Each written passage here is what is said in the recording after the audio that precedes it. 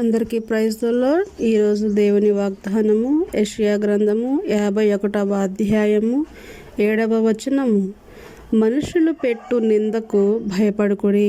ప్రేమైన వారలారా, దేవుని వాక్యం ఈ రీతిగా సెలవిస్తుంది. మీరు ఏ బండ నుండి చెక్కబడితిరో, ఏ గుంట నుండి త్రవ్వబడితిరో ఆలోచించుడి.